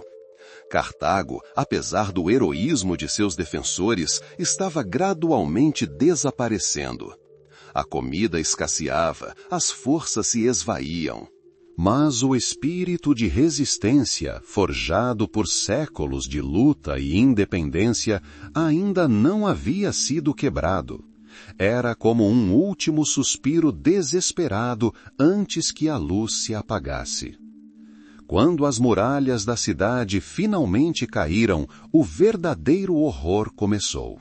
Legionários romanos invadiram a cidade. Um massacre sangrento teve início. A cidade, que durante séculos fora um centro de comércio e cultura, transformou-se em uma arena de crueldade sem precedentes. As ruas estavam cheias de corpos, o ar estava carregado com o cheiro de sangue e fumaça. Cartago estava em chamas. Suas casas, seus templos, seus grandes edifícios, tudo foi reduzido a cinzas. Os romanos, seguindo ordens, destruíram metodicamente a cidade. Não pouparam ninguém. Homens, mulheres, crianças, qualquer um que não conseguisse fugir era vítima dessa guerra implacável. Mesmo após a tomada da cidade, o cerco continuou. Os romanos temiam que os cartagineses remanescentes conseguissem se fortificar e continuar sua resistência. Destruíram casas, queimaram-nas e, segundo alguns relatos, até cobriram o solo com sal para impedir que qualquer coisa crescesse ali. Os últimos dias de Cartago foram repletos de desespero e horror. Seus habitantes, encurralados, lutaram até o último suspiro. Mas as probabilidades estavam contra eles. A grande cidade, cujo nome outrora inspirava medo em todo o Mediterrâneo, estava prestes a desaparecer no esquecimento. Os últimos focos de resistência foram esmagados. A cidade foi completamente destruída. Suas grandes muralhas, seus templos majestosos, seus mercados movimentados, tudo foi reduzido a escombros. Um símbolo de poder, uma cidade que havia desafiado a própria Roma, foi varrida da face da terra. Um símbolo de poder foi uma aniquilação. Os romanos buscavam não apenas conquistar, mas apagar a memória de Cartago, para que nada restasse que os lembrasse de sua antiga glória. Era o fim de uma era, o fim de um longo conflito que moldara o curso da história. O silêncio que se seguiu à destruição de Cartago foi ensurdecedor. Restavam apenas cinzas e ruínas no local da outrora grandiosa cidade.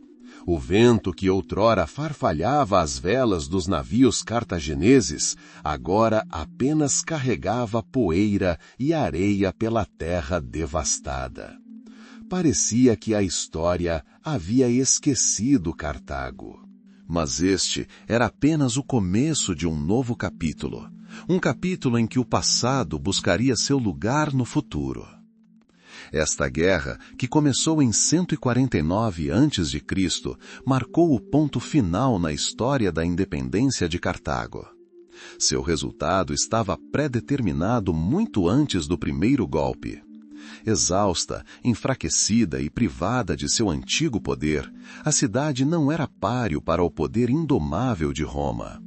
A Terceira Guerra Púnica não foi uma batalha pela sobrevivência, mas sim um ato de autoimolação, um gesto final e desesperado antes do fim inevitável. Um mundo antes dividido entre duas grandes potências, agora pertencia a uma só.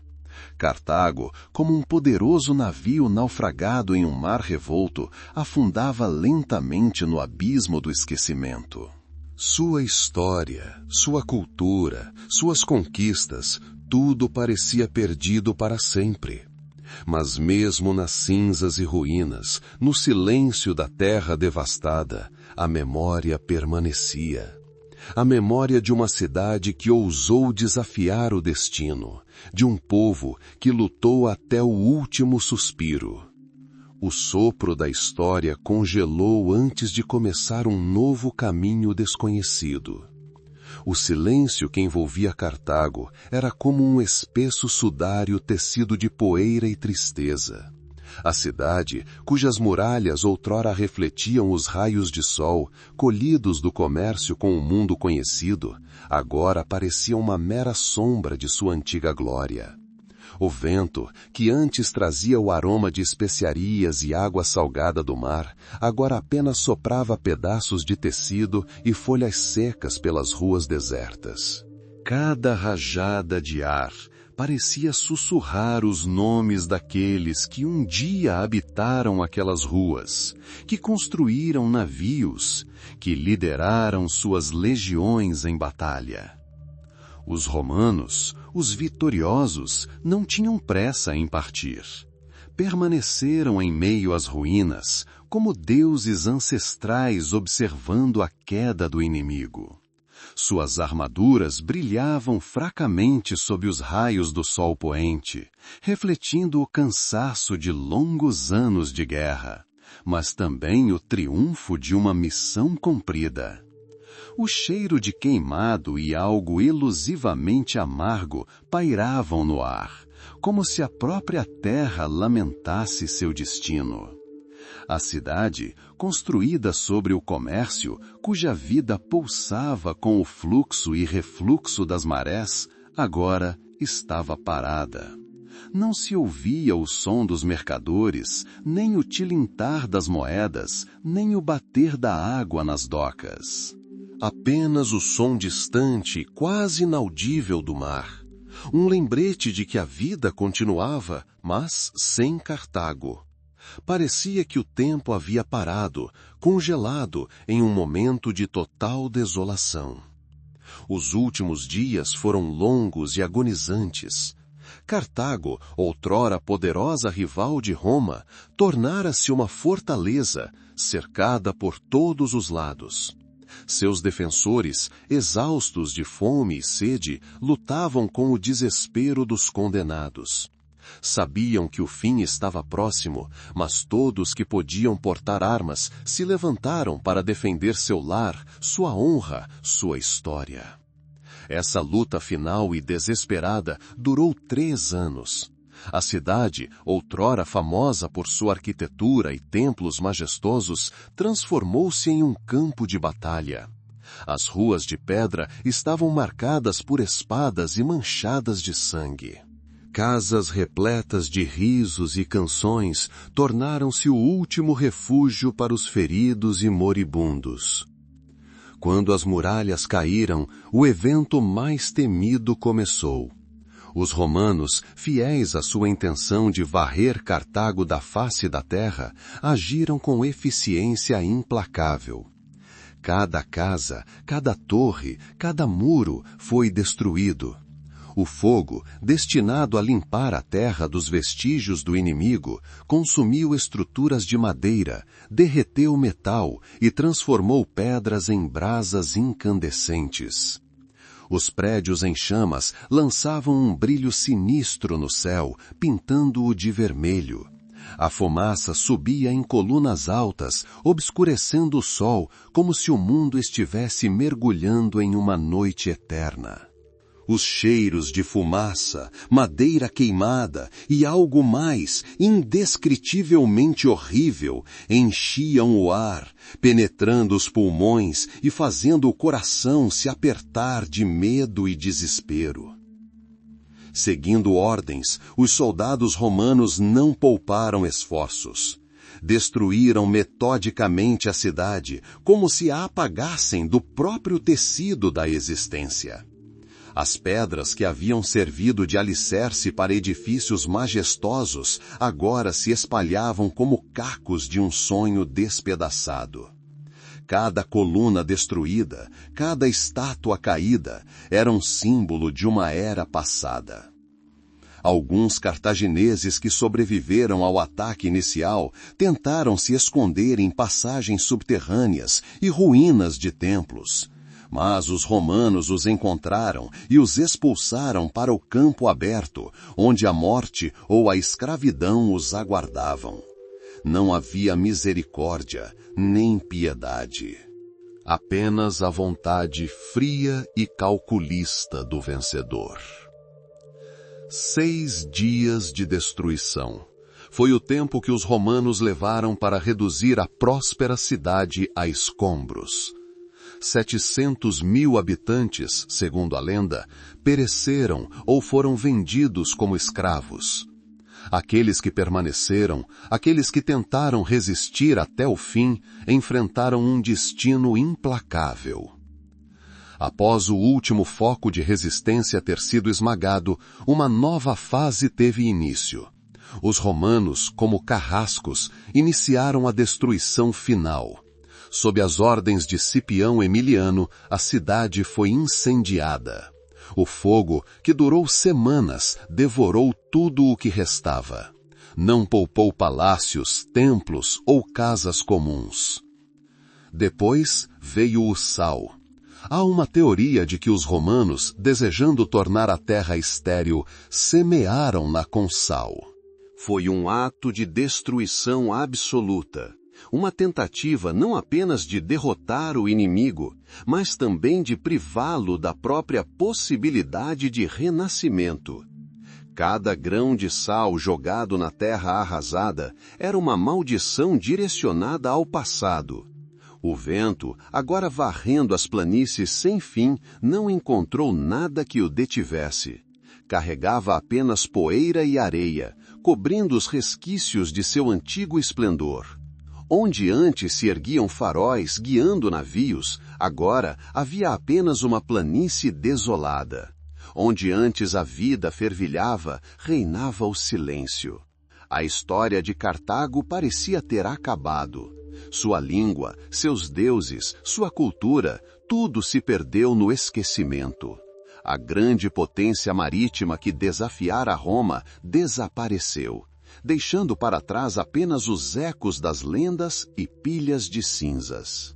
Foi um triunfo da força, um triunfo da vontade, mas também uma tragédia que marcou para sempre os anais do Mediterrâneo. O sopro do vento sobre a terra devastada tornou-se o único som a quebrar o silêncio. Parecia contar uma história de grandeza, de luta, de queda. Uma história que, apesar de todos os esforços romanos, jamais seria completamente esquecida.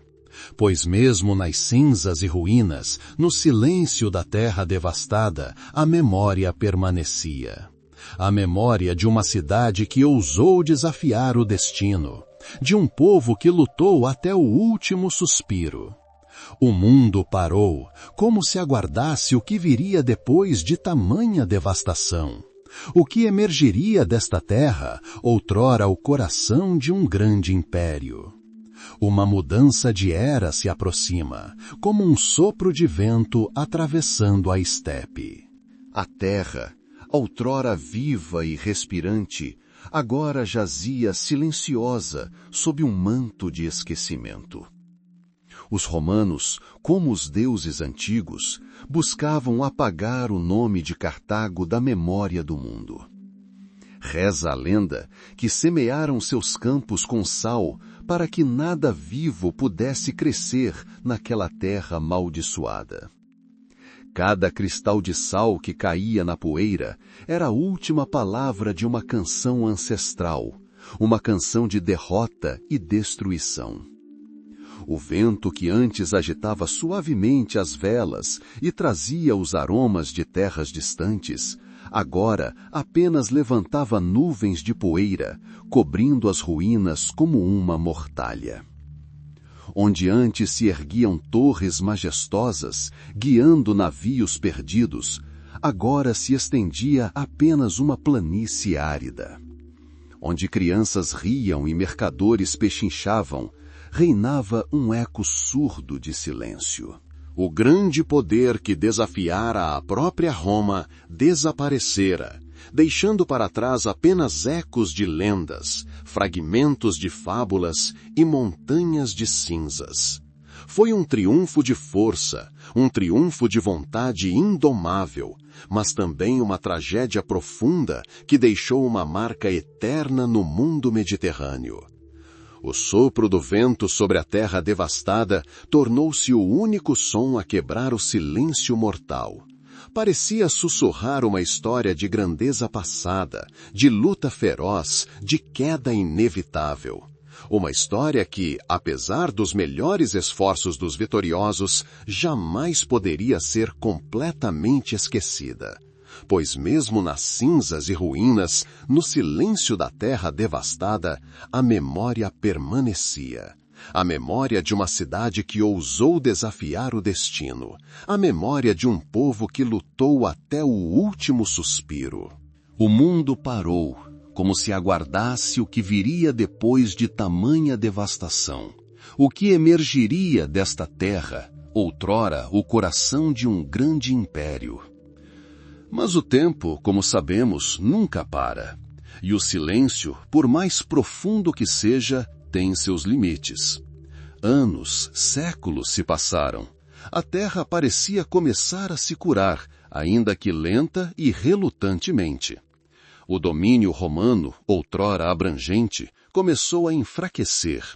Novos impérios surgiram no horizonte, trazendo consigo novas ambições e novas guerras. E no local da antiga Cartago, em meio à terra arrasada, coisas estranhas começaram a acontecer. No início, eram apenas sussurros, rumores que se espalhavam entre viajantes e nômades. Falava-se de descobertas estranhas, de objetos que milagrosamente sobreviveram aos séculos. Então, chegaram os primeiros exploradores, os arqueólogos, movidos não apenas pela sede de conhecimento, mas também por uma vaga e inexplicável atração por este lugar esquecido. Eles vieram com ferramentas, com paciência, com o desejo de desvendar o mistério enterrado sob as areias do tempo. E assim começaram a cavar. Escavar não apenas na terra, mas na própria memória. Cada artefato que encontravam era como um caco de espelho, refletindo o passado. Cerâmicas, delicadamente decoradas, contavam sobre o cotidiano, os gostos e as preferências de um povo esquecido. Moedas, com imagens de deuses barbados e navios majestosos, falavam de poder comercial e viagens distantes. Armas, mesmo enferrujadas e mutiladas, testemunhavam a coragem dos guerreiros e a ferocidade das batalhas. A cada nova descoberta, a cada objeto desenterrado, a história de Cartago começou a assumir novos contornos. Não era simplesmente uma história de guerra e derrota. Era uma história de pessoas, seus sonhos, seus medos, seu anseio por uma vida melhor. Descobriram os restos de portos onde centenas de navios atracavam, prontos para zarparem longas viagens.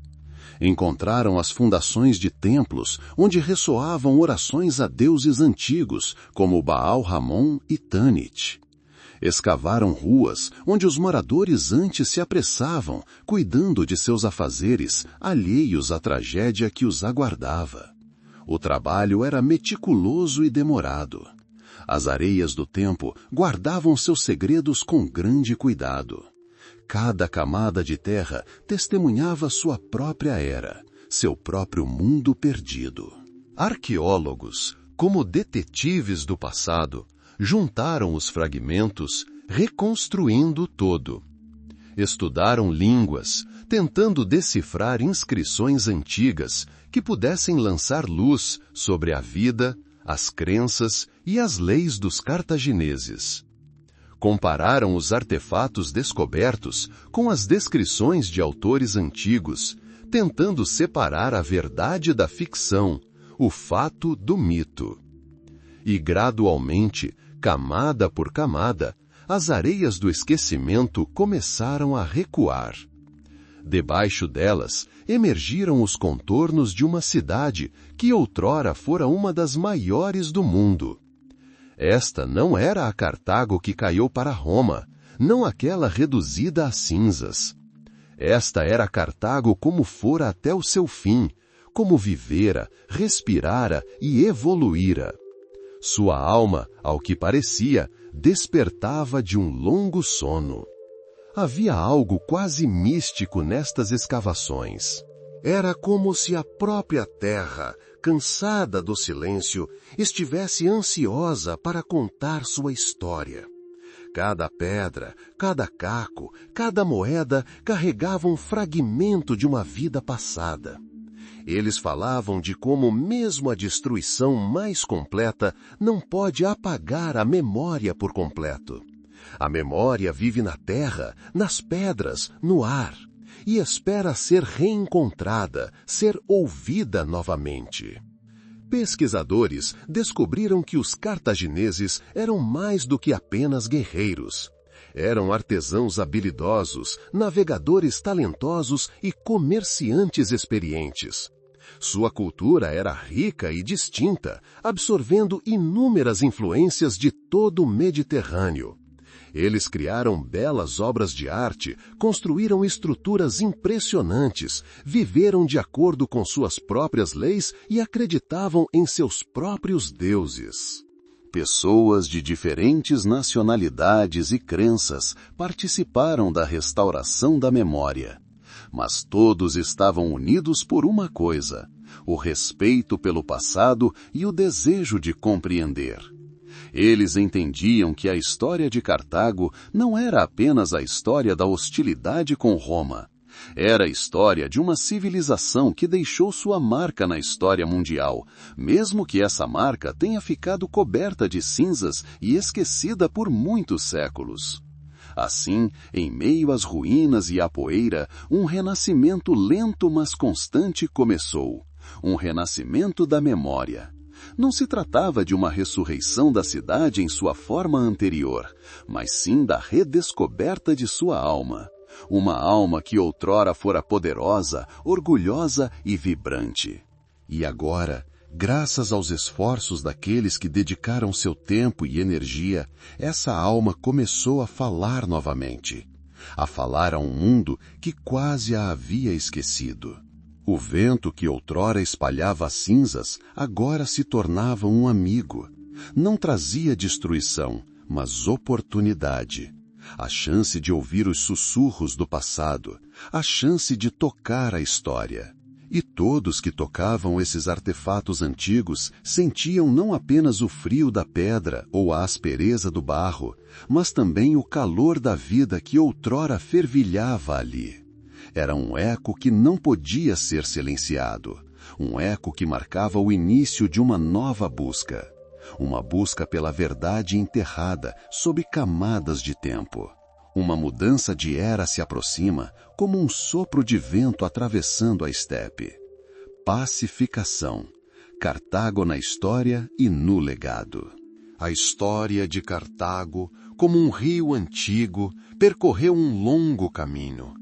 Começou como um riacho quase imperceptível, alimentado por marinheiros ousados e mercadores empreendedores. Este riacho, ganhando força, tornou-se uma torrente poderosa, levando suas águas através do Mediterrâneo. Suas águas banhavam as costas de terras estrangeiras, trazendo consigo o brilho do ouro e o aroma de produtos exóticos. A cidade cresceu, fortaleceu-se e tornou-se um centro de atração para pessoas de todas as direções. Suas muralhas elevavam-se sobre o mar, seus navios navegavam pelo mar, sua influência estendia-se muito além do horizonte visível. Esta foi uma época de prosperidade, uma época em que Cartago respirava profundamente, sentindo sua própria força e confiança. Mas todo rio, por mais caudaloso que seja, mais cedo ou mais tarde, desemboca no mar. A trajetória de Cartago foi marcada não apenas por triunfos, mas também por provações. Um encontro com outro grande rio, o romano, provou ser inevitável. Esse confronto de titãs, iniciado com uma única faísca, deslanchou nas chamas de longas e extenuantes guerras. A cidade passou por períodos de desespero e esperança, momentos em que parecia que o mundo inteiro estava prestes a ruir, e momentos em que o fogo da perseverança reacendeu. Heróis nasceram e morreram, batalhas estrondearam, mudando o curso da história. E a cada vez, após a tempestade, a cidade se reergueu, ainda que ferida, mas com um espírito inquebrável. Mas o tempo é inexorável. Grandes potências se esvaem, e mesmo os impérios mais poderosos não conseguem resistir à sua maré para sempre. O declínio do poder foi como o lento desaparecimento de um dia. O controle sobre territórios distantes enfraqueceu, os recursos se esgotaram e as forças internas não conseguiram mais manter sua antiga grandeza. Cartago, outrora dona dos mares, viu-se encurralada. A Terceira Guerra Púnica tornou-se seu último e desesperado suspiro. Não foi tanto uma luta pela vitória, mas sim um adeus ao passado, à vida que outrora fervilhava dentro de seus muros. E agora o fim havia chegado. O fogo que ardia há tanto tempo finalmente se extinguira. Cinzas cobriam as ruas, casas e templos. A cidade, outrora símbolo de poder e comércio, desaparecera da face da terra. Sua história parecia interrompida, sua memória apagada. Mas era precisamente nessas cinzas, nesse silêncio, que um novo começo se escondia. Um começo não de destruição, mas de transformação. Agora que o rugido da batalha havia cessado e os gritos dos guerreiros silenciados, uma sensação de paz desceu sobre a terra de Cartago. Não era o esquecimento, mas sim uma transição para outro estado. A cidade não havia desaparecido sem deixar rastros. Seu legado, seu espírito, suas lições perduravam. Tornaram-se parte de uma história mais profunda, a história do Mediterrâneo, a história da humanidade. Arqueólogos, exploradores, historiadores, pessoas de diferentes épocas e culturas debruçaram-se sobre seus vestígios. Coletaram fragmentos do passado, como jardineiros cuidadosos colhem sementes. Cada artefato descoberto, cada mosaico restaurado, cada inscrição decifrada, um novo sopro, um novo fio que nos conecta àquela civilização distante. Eles buscavam não ressuscitar o passado, mas compreendê-lo, entender como impérios nascem e morrem, como a sabedoria do comércio dá lugar à arrogância da guerra e como, mesmo após a destruição completa, um vestígio permanece. O vento que outrora agitava as bandeiras dos navios cartagineses agora sussurra através das ruínas, contando histórias para aqueles dispostos a ouvir. Traz não a amargura da perda, mas a tranquilidade de um fim aceito. É o som da eternidade, imaculado por qualquer clamor de batalha. Cartago tornou-se parte de um mosaico maior do tempo. Sua história não é apenas uma história de inimizade com Roma, mas também um testemunho do desejo humano por conhecimento, comércio e criação. É um lembrete de que, mesmo após o incêndio mais terrível, as cinzas permanecem, nas quais uma nova vida floresce. Agora que as últimas páginas de sua história foram viradas, Cartago encontrou sua paz eterna. Sua antiga glória e seu trágico fim se fundiram, criando algo mais profundo e significativo. Esta é uma memória que vive na pedra, na terra, nas histórias. Esta é a paz que vem depois de uma longa jornada. Este é um eco que ressoará para sempre no silêncio dos séculos, um lembrete de força, sabedoria e do ciclo inevitável da vida.